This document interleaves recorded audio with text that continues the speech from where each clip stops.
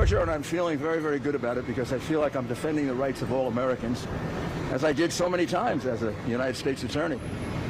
People like to say I'm different.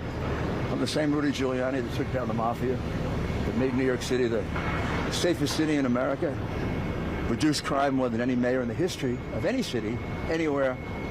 And I'm fighting for justice. I have been from the first moment. I represented Donald Trump, an innocent man. Rudy Giuliani is not the hero he purports to be. Today, he's a loser, in fact. New York's former mayor was just found liable on a host of claims and punitive damages, plus attorney's fees. Welcome into TYT Overruled. I am your host, Adrienne Lawrence. A federal judge just found Rudy Giuliani liable in the defamation case filed by the two Georgia election workers who he had falsely accused of committing fraud while counting election ballots. You remember those two Georgia poll workers, right? Ruby Freeman and her daughter, Shay Moss? Yes, a lot of threats, wishing death upon me, telling me that, I'll be in jail with my mother, and saying things like, be glad it's 2020 and not 1920. Well, those two women had sued Giuliani for defamation, emotional distress, conspiracy, and punitive damages. And in addition to getting the win today, well, those women also got an award of $130,000 in attorney's fees. Giuliani and his businesses must pay up. So why did Giuliani lose the case and get hit with these fees as sanctions? Well, because he refused to comply. He stopped participating.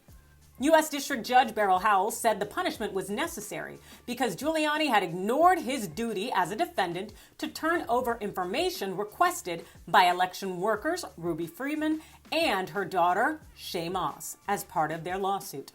Indeed, if you are a defendant in a case and you stop answering questions or just stop doing what you need to do, the court can decide that you lose, that's a form of punishment that's coming down the pike, and that's exactly what Giuliani got. He initially turned over 193 documents, but the information, the judge said, was absolute gobbledygook. Donning a cloak of victimization may play well on the public stage to certain audiences, but in a court of law, this performance has served only to subvert the normal process of discovery in a straightforward defamation case, with the concomitant necessity of repeated court intervention, Howell wrote.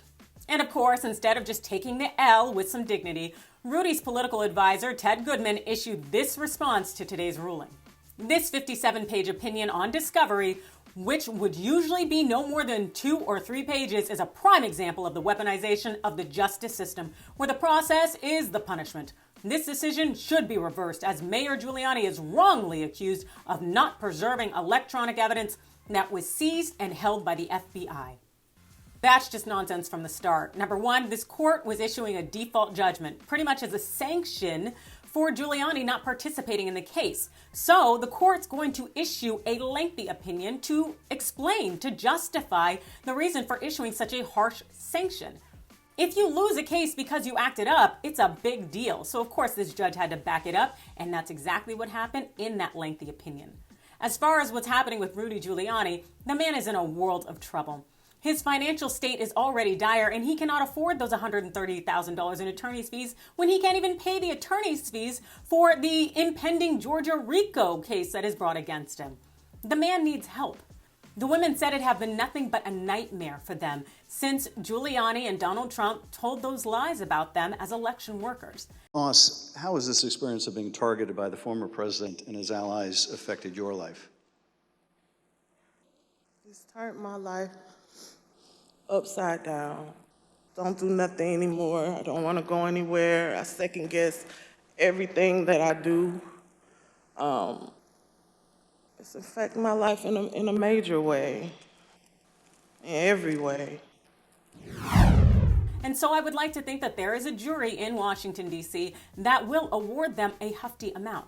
Now, whether those women are actually going to see a dime of that money, well, that's kind of wishful thinking. As we know, Rudy Giuliani is on the struggle bus when it comes to economics. But still, it is good to see him held accountable. Then again, those are just my thoughts. You let me know yours in the comments below. Hit that like and follow button, and thanks for watching.